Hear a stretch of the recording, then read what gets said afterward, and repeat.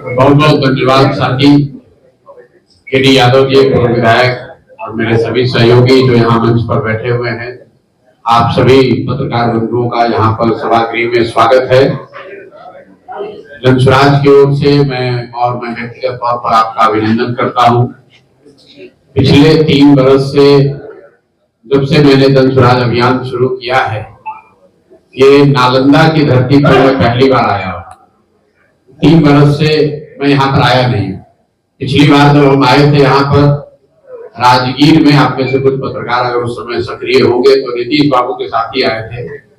आज 3 वर्ष इस अभियान के शुरू होने के बाद मैं नालंदा आया हूँ, पहली बार आया हूँ। हालांकि इस विचार से, इस प्रयास से जुड़कर बहुत सारे साथी आज नालंदा में जनसुराज परिवार के हिस्सा हैं और आज इसकी शुरुआत हम लोग, क्योंकि मैं नालंदा आ रहा हूँ, मैंने तय किया कि आज नालंदा जाएंगे, तो इसकी शुरुआत एक छोटी सी जनसभा हम लोग आज हरनौत में करेंगे और उसके बाद 11 तारीख से पार्टी का एक बहुत बड़ा अभियान हम लोग जो शुरू करने वाले हैं, उसकी शुरुआत भी नालंदा नीतीश कुमार जी के गांव कल्याण बिगहा से ही मैं करूंगा। वो इसलिए कि जो पार्टी का कार्यक्रम 11 मई से शुरू हो रहा है, उसके 3 महत्वपूर्ण बिंदु हैं। तीनों ही नीतीश कुमार जी से जुड़ा हुआ है। पिछले 3-4 वर्षों में आपने सुना, देखा, चर्चा करी जातीय जनगणना की। तो जिस जातीय जनगणना का रिजल्ट 2 अक्टूबर 2023 में आया, 7 नवंबर 2023 को विधानसभा के पटल पर रखा गया। 24 नवंबर 2023 को नीतीश बाबू ने घोषणा की कि जातीय जनगणना के आधार पर करीब 94 लाख परिवार, जिनको पिछले 25-30 साल में विकास की यात्रा में जो लोग छूट गए हैं, उन परिवारों को 2 लाख रुपए प्रति परिवार के दर से मदद दी जाएगी। ये घोषणा नीतीश बाबू ने विधानसभा में की, उनके ट्विटर के हैंडल पर भी है, आप लोगों को भी पता है। उसके बाद 2 बजट बीत गया, अभी तक किसी को 1 रुपया भी नहीं मिला। उस पर सरकार ने कोई चर्चा नहीं की। कई बार जब हम लोग बिहार में घूमते हैं, लोग कहते हैं कि नालंदा में बहुत काम हुआ है, तो इसलिए मैंने तय किया कि भाई जो 2 लाख रुपया उनको प्रति परिवार देना है, कल्याण बिगहा नीतीश, नालंदा भी नहीं, कल्याण बिगहा नीतीश बाबू के गांव चलकर देखें कि क्या किसी को 2 लाख रुपया मिला है कि नहीं। तो 11 मई को मैं आऊंगा और कल्याण बिगहा से इसकी शुरुआत करूंगा। दूसरा उस आंदोलन का बिंदु है कि 2006 में नीतीश बाबू ने दलित महादलित का अलग अलग एक योजना उन्होंने घोषित, भैया 2006 में नीतीश बाबू ने महादलित परिवारों के लिए घोषणा की थी कि हर परिवार को जो होमलेस है, घर नहीं है, जिसके पास जमीन नहीं, उसको 3 डिसमिल जमीन सरकार देगी। सरकारी जमीन से अगर नहीं मिलेगा तो खरीद कर देगी। पूरे बिहार में इस योजना में कुल 50 लाख दलित अति पिछड़े समाज के लोगों को घर बनाने के लिए जमीन मिलनी चाहिए थी, लेकिन अभी तक सिर्फ 2,34,000 परिवारों को ही ये जमीन मिली। और अभी प्लानिंग कमीशन का एक रिपोर्ट आया है दिल्ली से, जिसमें बताया गया कि 2,34,000 में करीब 1,20,000 परिवार ऐसे हैं जिनको सिर्फ पेपर पर ही ये जमीन मिली है। करीब मतलब आधे लोगों को जमीन अभी तक नहीं मिली और ये बहुत बड़ी बात है। इसको भी देखने के लिए मैं जाना चाहता हूं कल्याण बिगहा। ये सिर्फ सरकारी आंकड़ों की बात है कि सही में जमीन पर नीतीश बाबू के अपने गांव में भी दलित परिवारों को जमीन मिला है कि नहीं, ये देखने के लिए भी कल्याण बिगहा जाएंगे।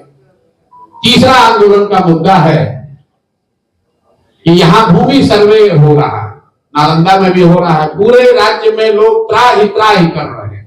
पिछले 3-4 वर्षों में लैंड डिजिटाइजेशन के नाम पर भूमि सुधार का जो कार्यक्रम नीतीश बाबू की सरकार ने शुरू किया है, इसमें हर दिन हालात ये है कि कोई घर ऐसा बाकी नहीं जिसमें घर में परिवार में झगड़ा न लगे।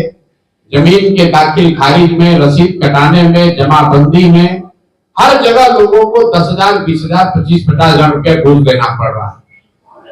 हालात ये है कि आप लोग तो पत्रकार हैं, रोज देखते होंगे कि बिहार सरकार में राजस्व विभाग जो है वो उनके जनता से धन उगाही का सबसे बड़ा सोर्स बन गया है। नीतीश बाबू का नाम सुशासन बाबू रखा गया है, इसी धरती से वो आते हैं। तो मैं ये देखना चाहता हूं कि नालंदा में कल्याण बिघा में किसानों को या भूमि के मालिकों को घूस देना पड़ रहा है कि नहीं देना पड़ रहा है। यहाँ रसीद क्या बिना घूस के कट रहा है, क्योंकि लोग बताते हो, जब मैं नीतीश जी के साथ था तो देखता भी था कि नालंदा के हर मामले को चीफ मिनिस्टर के ऑफिस से देखा जाता है। तो अगर नालंदा में ये 3 बात सही पाई गई तो आप समझ सकते हैं कि बिहार के दूसरे हिस्सों की क्या हालत होगी। तो 11 तारीख को पार्टी के इस कार्यक्रम का हस्ताक्षर अभियान हम लोग शुरू कर रहे हैं, जिनमें ये 3 बिंदुओं को हम लोग कवर करेंगे कि जिन 94 लाख परिवारों को 2-2 लाख रुपया आपने कहा था जातीय जनगणना कराकर उनको अभी तक 1 रुपया मिला कि नहीं मिला, या फिर जैसे मोदी जी का 15 लाख रुपया हर परिवार को देने का वादा जुमला साबित हुआ। आप भी ये मान लीजिए कि बिहार में भी आपने ये जुमला ही फेंका था। दूसरी बात, जिन महादलितों ने आपको आज 18-20 साल से मुख्यमंत्री के कुर्सी पर बैठाया है, कम से कम आपके गांव के महादलितों को वो जमीन मिली है कि नहीं, नालंदा में उन लोगों को जमीन मिली है कि नहीं, ये देखने आएंगे। और तीसरी बात जो मैंने आपको बताया कि पूरा बिहार ये भूमि सर्वेक्षण के नाम पर, भूमि सर्वे के नाम पर जो धन उगाही हो रही है, क्या नालंदा कल्याण बिघा उससे अछूता है, हरनौत उससे अछूता है, अस्थावा में वहां नहीं हो रहा है, ये देखने के लिए भी 11 को आऊंगा। और आज इसलिए आए हैं कि चूंकि जैसा मैंने बताया 3 बरस यहाँ आए नहीं थे, साथ ही यहाँ रात दिन मेहनत करके जन स्वराज की सोच को घर घर पहुंचाने में लगे हैं। तो ये मेरी भी जिम्मेवारी है कि हम आकर अपना कंधा उसमें लगाएं। इसी के तहत हम यहाँ आए हैं। अभी हरनौत में एक छोटी सभा करेंगे, उसके बाद मुझे आगे से घाटी जाना है। अब आपके जो सवाल है आप सवाल कर सकते हैं। बहुत बहुत धन्यवाद। आपके मित्र है अभी बोले कि निकम्मा नीतीश कुमार को, तो 2005 से पहले जो सरकार चलती थी और चलाने वाले को क्या संबोधित करेंगे? देखिए, शब्द तो उनके हैं, मैं उस तरह के शब्द प्रयोग के पक्ष में नहीं हूँ।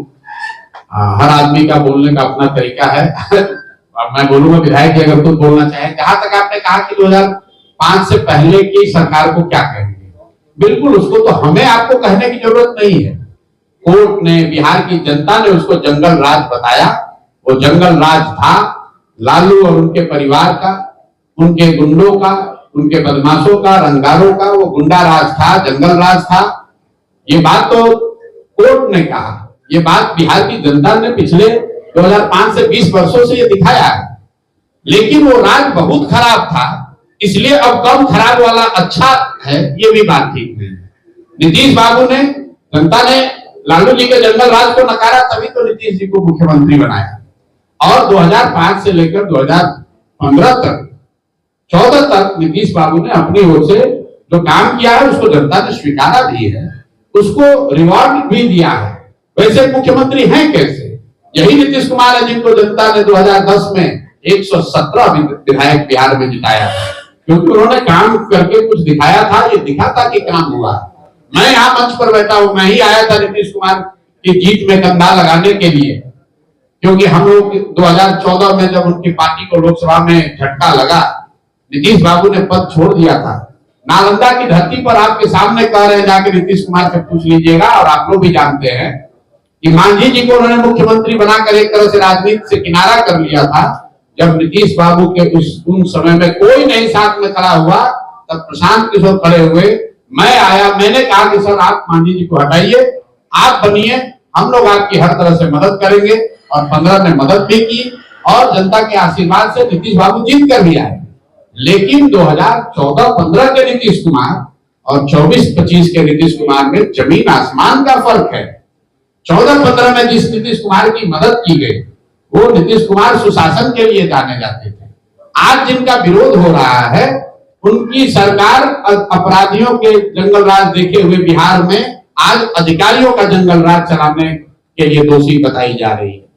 जिस नीतीश कुमार की हम लोगों ने मदद की थी, वो व्यक्ति था कि नेता के तौर पर वाजपेयी जी जब प्रधानमंत्री थे, रेल मंत्री गैसल पश्चिम बंगाल में दुर्घटना हुई तो नीतीश बाबू ने पद से इस्तीफा दे दिया। ये कहा कि 200 व्यक्ति मर गए, कैसे मैं रेल मंत्री बना रहूंगा। आज वही नीतीश कुमार हैं। बिहार के कई हिस्सों में जहरीली शराब से दुर्घटना हो जाती है, लोग मर जाते हैं। नीतीश बाबू पॉकेट में हाथ डालकर हंसते हुए बोलते हैं कि जो पिएगा वो मरेगा। जिस नीतीश कुमार का विरोध साथ दिया था वो नीतीश कुमार थे जो चुनाव नहीं हारे थे। 2014 में नीतीश बाबू चुनाव नहीं हारे थे, उनका दल लोकसभा में हारा था, लेकिन राजनीतिक मर्यादा उनमें बची हुई थी।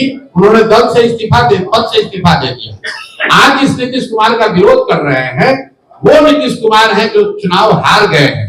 243 के विधानसभा में सिर्फ 42 विधायक हैं, और उन लोगों के साथ जिसको अभी आपने पूछा जंगल रात, कभी आप लालटेन के साथ, कभी आप कमल के साथ, कभी कोई भी समझौता करके आप पद पर बैठे।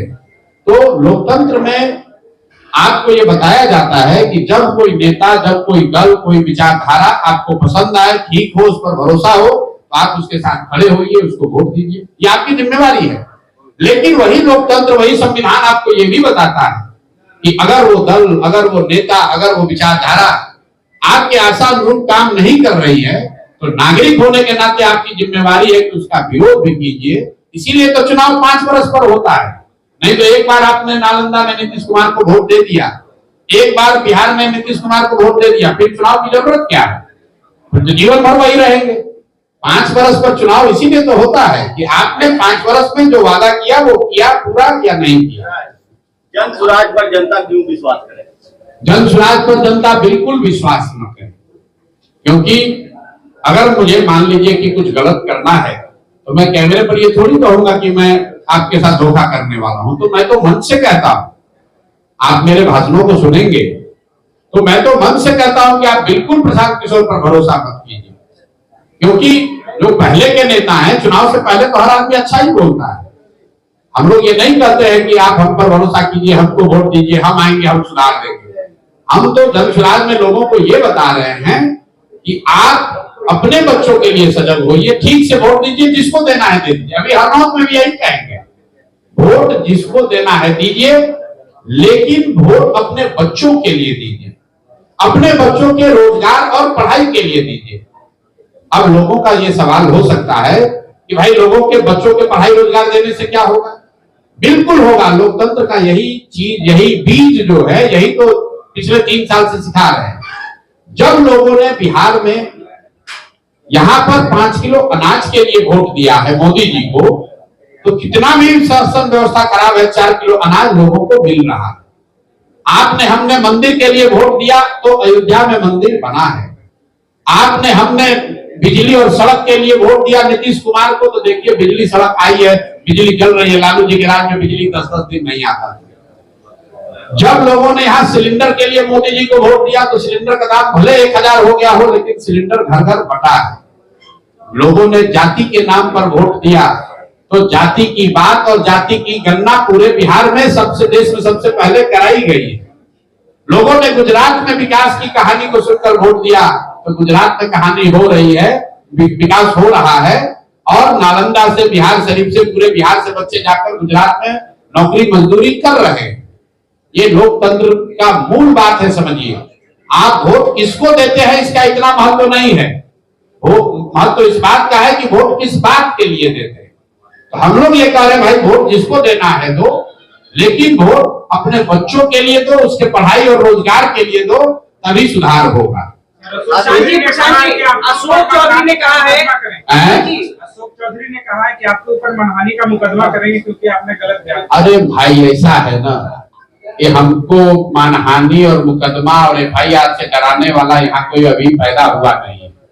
जिनका आप नाम ले रहे हैं, जितनी बार चाहे उतनी बार मानहानि कर दे, जाके FIR कर ले। ये लोग सरकार में बैठे हुए आपको प्रशांत किशोर किसे डरने वाला दिखता है? हम कोई बालू माफिया हैं?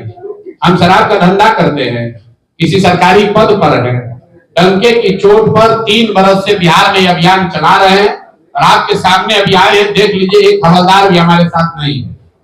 जिस बिहार में मुखिया बनने के बाद लोग 4 को गनमैन लेकर घूमता है सुरक्षा के नाम पर, उसी बिहार में 3 बरस से पैदल चल रहे हैं और आज तक एक सिपाही भी नहीं लिया हमने, और हमको एक कुत्ता भी नहीं काटा।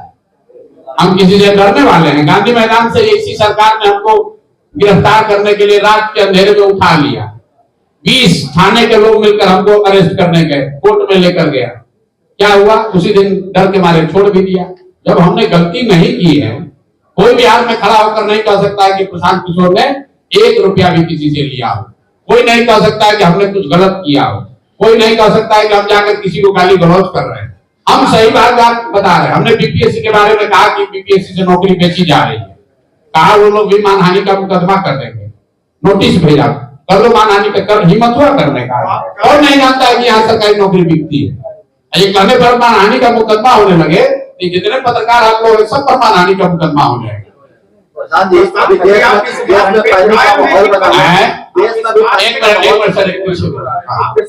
कायम है कि अशोक चौधरी के बेटी को पैसे देकर के टिकट, ये भैया पूरे बिहार में सरेआम चर्चा है। ये प्रशांत किशोर को कहने की जरूरत नहीं है। बिहार में गांव गांव में भ्रष्टाचार है, जमीन के सर्वे में पैसा लिया गया। अब हम ये कोई चर्चा आम है। अब पत्रकार होने के नाते आप खड़ा होकर कहिए कि भैया बिहार में भ्रष्टाचार है, लोग शिकायत कर रहे हैं, तो कोई यहाँ पर मानहानि का मुकदमा कर दे। अरे भाई, ये चर्चा आम है और आप पत्रकार हैं, आपको हमसे बेहतर पता है जी। देश में पैनिक का माहौल बना हुआ भारत पाकिस्तान को लेकर, सिंधु जल समझौता को रद्द कर देने से क्या लगता है कि माहौल शांत होगा? भाई देखिए, कुछ अलग सरकार में देश में व्यवस्था है, पंचायती राज है, राज्य सरकारें हैं, देश की सरकार है। हर मुद्दे को हर जगह नहीं लपेटना चाहिए। राष्ट्रीय सुरक्षा, विदेश नीति, ये केंद्र सरकार का मामला है। अभी 6 महीना पहले, साल भर पहले चुनाव हुआ है। देश की जनता ने एक व्यवस्था बनाई है, किसी को केंद्र में बैठाया। अब देश पर जो भी अगर कोई भगवान ना करे कोई संकट आता है, कोई परिस्थिति बनती है, तो केंद्र की सरकार, पार्लियामेंट में बैठे हुए पक्ष विपक्ष के लोग, सब लोग बैठ के जो निर्णय लेंगे, देश की जनता उसके साथ खड़ी रहेगी। हर बात पर, हर स्तर पर टिप्पणी की जाए। विदेश नीति पर क्या होना चाहिए, कूटनीति के मामले पर क्या होना चाहिए, सेना के काम पर क्या होना चाहिए। अरे भाई, उसके लिए देश में सत्ता बैठी हुई है, सत्ता में लोग बैठे हुए हैं। हम लोग यहाँ जो हमारी जिम्मेवारी है वो बिहार की जनता के प्रति है। हम आज नालंदा हरनौत में आए हैं तो वो देखने आए हैं।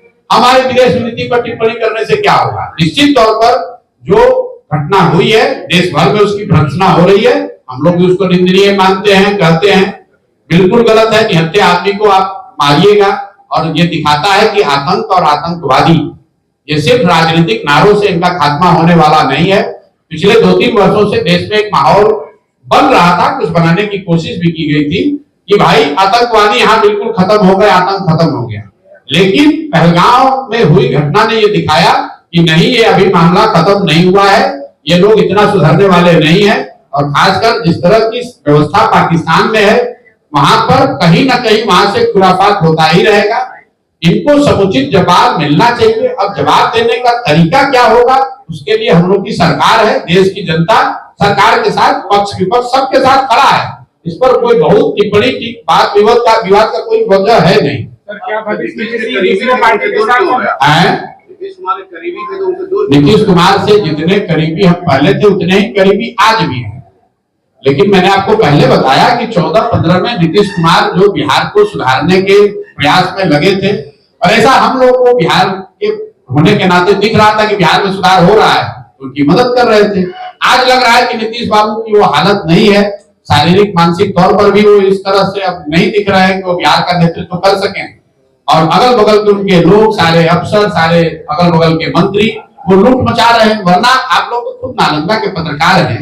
नीतीश कुमार जी की जो पहले आभा थी, जो उनका एक इकबाल था, जो एक राजनीतिक काम करने का तरीका था, उसमें और पहले और आज में बहुत फर्क है। अब तो कोई पूछ ही नहीं रहा, कोई देख ही नहीं रहा। जिसको जहां मन है सोच रहा है कि अब तो नीतीश बाबू 4-5 महीने के लिए है, लूट सको तो लूट, गंगा में पानी बह रहा है, जितना जिसको मन हो रहा है लूट रहा है। पुलिस वाले सुरक्षित नहीं है, तो बिहार में थाने में शराब तस्करों को चुराने की कोशिश हो रही है। अब देखिए, आपने ये बार-बार साथी पूछ रहा है कि क्यों नीतीश जी का विरोध हो रहा है। यही नीतीश कुमार हैं जिनको लॉ एंड ऑर्डर के नाम पर जनता लेकर आई थी, और आज लॉ एंड ऑर्डर की हालत ये है, गांव में तो लोग भ्रष्टाचार का आलम ये है कि लोग कह रहे हैं कि भैया इससे बढ़िया तो लालू का राज था। यहाँ तक स्थिति आ गई है कि लोग, हम लोग पैदल चलते हैं, लोग बताते हैं भैया कि लालू का बहुत खराब था, लेकिन कुछ स्थिति तो उससे भी बदतर हो गई।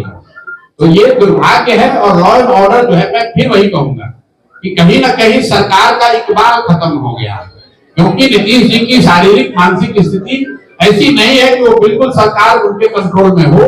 अगल बगल के लोग, जो व्यवस्था पहले से बनी हुई है, बिना ड्राइवर के गाड़ी कैसे चलेगा, या अगर ड्राइवर आधा सो रहा है तो गाड़ी कैसे चलेगी, कभी दाएं चलेगी कभी बाएं चलेगी, उसमें एक्सीडेंट होने का खतरा बना रहेगा। विपक्ष का इतना खर्चा प्रशांत किशोर कहां से कर रहे हैं? बीजेपी फंडिंग कर रही है क्या? तो भैया यहाँ आपने कहा विपक्ष, यहाँ बीजेपी वाले तो पक्ष में ही हैं।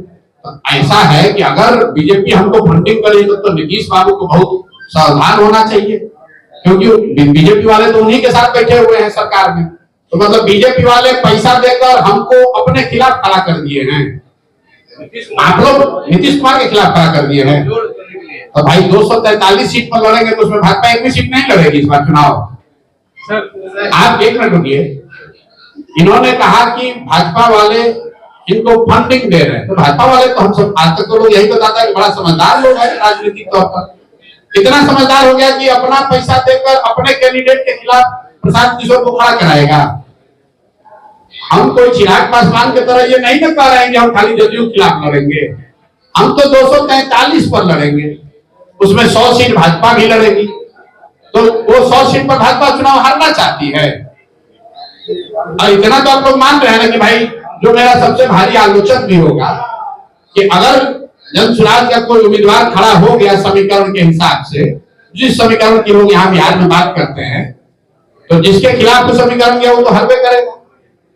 5-7 हजार 10,000 वोट भी अगर जन स्वराज के कैंडिडेट ने ले लिया तो समीकरण वाला तो चुनाव हार ही जाएंगे लोग। लेकिन लोग चिंता में है कि सर आप करोड़ों की गाड़ियों में शौचालय जाते हैं, इतना पैसा प्रशांत किशोर लाता कहां से? ठीक बात है, करोड़। पहली बात तो भाई जो जिसकी गाड़ी है उनका नाम उदय सिंह है, उन्होंने कैमरे पर यूट्यूबर को ये बताया, ज्ञानेश्वर जी को आपने देखा भी होगा, कि जो भी आदमी खरीदना चाहता है गाड़ी 9 लाख रुपया में उपलब्ध है, अभी थाने में बंद है। नीतीश कुमार की सरकार ने उस गाड़ी को जब्त किया हुआ है, वो भी कोर्ट से कल रिलीज का ऑर्डर हो गया। करोड़ों की गाड़ी। नीतीश बाबू यहाँ आते हैं किस चीज पर आते हैं? पैदल आते हैं। तेजस्वी बाबू सुनिए ना, तेजस्वी बाबू जिस रात पर चलते हैं उसका नाम पता है? नाम पता है? कभी पूछे हो? नहीं पूछे है ना। हमसे पूछ रहे हैं कि प्रशांत किशोर के पास पैसा कहां से आता है। बिल्कुल बताते हैं कहां से आता है।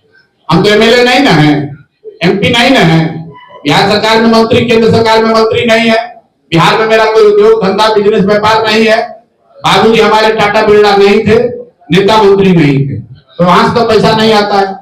पैसा आता है 1 लाख बार बताया सरस्वती से। हिंदू धर्म को मानते हैं? हिंदू। तो उसमें बताया जाता है कि बेटा पढ़ो, सरस्वती की कृपा होगी तो लक्ष्मी अपने आप आएगी, ठीक है ना। तो जिस नालंदा के बेटा को आप लोगों ने, बिहार की जनता ने राजा बनाया है, उनका जब गाड़ी फंसा तो इसी प्रशांत किशोर से आए सलाह मांगने। तो जिसको सरस्वती की कृपा है उसको लक्ष्मी की कमी हो नहीं सकती है, हम नहीं बता रहे, ये सनातन धर्म बताता है, शाश्वत सत्य है।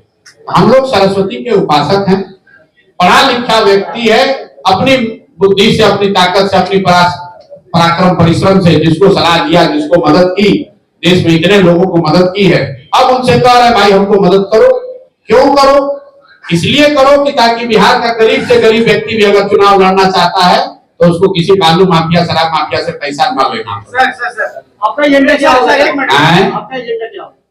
एजेंडा है बिहार का सुधार, एजेंडा है बिहार में शिक्षा और रोजगार, एजेंडा है पलायन पर रोक। अभी मधुबनी में प्रधानमंत्री आए, आप लोग भाषण कम सुने कि नहीं हमको नहीं मालूम है, उनका भाषण जरा सुनिए। कह रहे हैं कि धोलेरा से बॉम्बे में जो फैक्ट्री लग रही है वहां पर जाने वाले श्रमिक परिवारों के लिए एक नई ट्रेन की व्यवस्था बिहार में की जा रही है। मतलब फैक्ट्री लगेगा धोलेरा में, गुजरात में, महाराष्ट्र में, और लेबर को ले जाने के लिए हम लोग ताली बजा रहे हैं। हम लोग की स्थिति देखिए बिहार के लोगों की, हम लोग को ट्रेन मिला है। क्यों? कि यहाँ से श्रमिक परिवारों को जाने के लिए ट्रेन दिए हैं। अरे भाई जब अंग्रेज भी तो यही करता था, अंग्रेज भी पहले देश से लंदन तक चलाता था पानी वाला जहाज, उस पर मजदूर भरकर लोग जाते थे। तो मतलब फैक्ट्री लगेगा गुजरात महाराष्ट्र में, और प्रधानमंत्री आकर कह रहे हैं कि श्रमिकों को जाने के लिए ट्रेन दिया जाएगा बिहार में। वाह रे भाई वाह। एक रुको भाई, इसको समझिए, इस बात को समझिए। बिहार के होने के नाते हम भी देश दुनिया घूमे हुए। क्यों बिहार में भाई उसी सभा में मधुबनी में कह देते कि भाई चीनी फैक्ट्री बिहार में 4 लगाई जा रही है। मोदी जी देश के प्रधानमंत्री हैं, प्रधानमंत्री गुजरात के भी, प्रधानमंत्री बिहार के भी। गुजरात जब वो जाते हैं तो वो गिफ्ट सिटी की बात करते हैं, फैक्ट्रियों की बात करते हैं, इन्वेस्टमेंट समिट की बात करते हैं, वहां की तरक्की की बात करते हैं। और बिहार आ रहे हैं तो क्या कर रहे हैं? मखाना बोर्ड, श्रमिक ट्रेन, 5 किलो अनाज, हिंदू मुसलमान। अरे भाई ये दोष मोदी जी का नहीं है, ये दोष बिहार के लोगों का, हमारा आपका है। हम लोगों ने अपना भाव इतना कम कर लिया है कि भैया 5 किलो अनाज दो, हम तुमको बोरा में भर के वोट देते रहेंगे। गुजरात के लोग भी 5 किलो, आप मोदी जी का कोई स्पीच हमको सुना दीजिए गुजरात में जहां कि वो ये कह रहे हो कि 5 किलो अनाज मिल रहा है कि नहीं मिल रहा है। गुजरात में जाकर अगर मोदी जी ये कह दे कि यहाँ से गुजरात के श्रमिक परिवारों को बिहार जाने के लिए ट्रेन चलाया जाएगा, आपको लिख के दे देते हैं, एक आदमी वहां वोट नहीं देगा। ये मामूली गलत बात है। आप ये कह रहे हैं कि बिहार के श्रमिक परिवारों को गुजरात और बॉम्बे जाने के लिए ट्रेन देंगे। भाई हम लोग को ट्रेन चाहिए, लेकिन मजदूरों को भरकर भेजने के लिए नहीं, यहाँ से सब्जी भेजने के लिए, यहाँ से अनाज भेजने के लिए, यहाँ से सीमेंट छड़ भेजने के लिए, यहाँ से कंप्यूटर टेलीविजन बनाकर भेजने के लिए। अगर यहाँ से मोदी जी ने घोषणा की होती कि यहाँ से अब भैया एक रेफ्रिजरेटेड ट्रेन चलेगा जिसमें बिहार के किसान सब्जी भेजेंगे दिल्ली बॉम्बे, तब ना हम लोग मानते हैं। आप कह रहे हैं कि श्रमिकों के, ये उनके वक्तव्य है, मेरा नहीं है, देख लीजिए जाके वीडियो में। श्रमिक परिवारों के लिए, धोलेरा और बॉम्बे में फैक्ट्रियों में काम करने वाले श्रमिक परिवारों के लिए ट्रेन चलाई जा रही है। और आप लोग भी खूब लिख रहे हैं, प्रधानमंत्री ने 4 ट्रेन की घोषणा की। बिहार का यही औकात है। अरे ट्रेन भी देना है तो बुलेट ट्रेन देते। तो 1 लाख करोड़ का बुलेट ट्रेन बन रहा है गुजरात में। अब बिहार को क्या हो रहा है अनाउंस? वंदे भारत का 4 कोच, 1 पैसेंजर ट्रेन का जो दो हफ्ते में 2 बार चलती थी, अब 4 बार चलेगी। रेलवे लाइन का दोहरीकरण। अब पत्रकार यहाँ कह रहा है यही भारी विकास है, यहाँ पर हमारा गांव के सामने हाउस पर ट्रेन रुकेगी, यही अब हम लोग का किस्मत है। इसी को मान लिया कि इससे ज्यादा तो कुछ मिलना ही नहीं चाहिए। अगर आप आरोप लगता है कि बीजेपी वाले कहते हैं कि आप चुनावी मैनेजर हैं। अभी तो हमको कहे कि बीजेपी वाला आपको फंड कर रहा है, और अभी आप कह रहे हैं कि चुनाव बीजेपी वाला कह रहा है कि चुनावी मैनेजर है। पहले आप लोग पत्रकारों में भी तय कर लीजिए कि विजय कुमार सिन्हा जी का बयान। अच्छा, और विजय कुमार सिन्हा जी ने कहा, क्या कहा उन्होंने? हम चुनावी मैनेजर हैं। पर विजय कुमार सिन्हा जी के लीडर, उनके आका या उनके जो लीडर यहाँ है कौन है? दिलीप जायसवाल जी।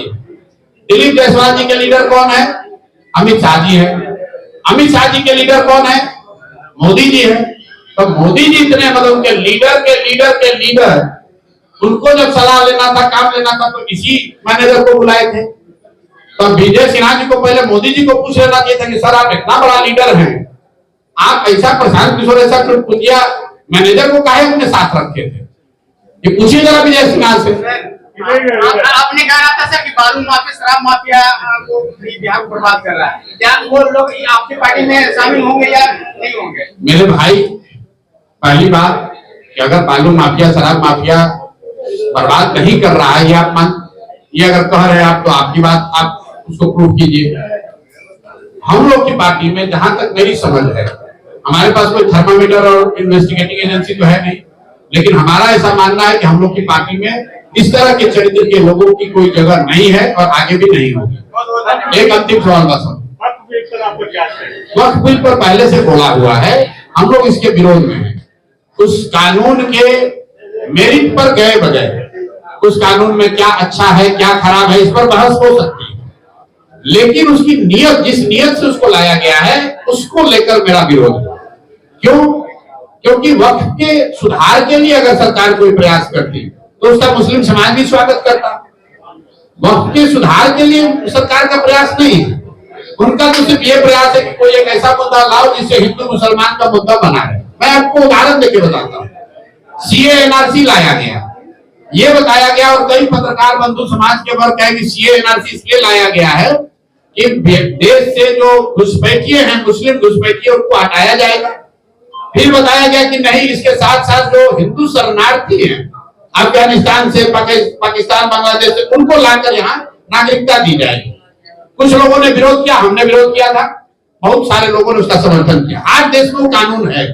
आप लोग जरा बीजेपी वालों से पूछिए, अरे भाई हिंदू शरणार्थियों को तो मदद करने वाले थे, सीए एनआरसी आने के बाद कितने हिंदुओं को अफगानिस्तान से, बांग्लादेश से, पाकिस्तान से लाकर सीए एनआरसी में नागरिकता दी गई है?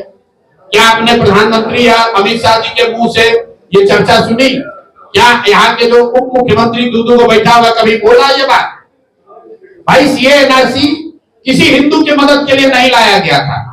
वो बंगाल में चुनाव को पोलराइज करके जो बांग्लादेश से आए हुए हिंदू 1.5 करोड़ हैं उनका वोट लेने का एक सदुफा था, हिंदू मुसलमान को आपस में लड़ाने का तरीका था।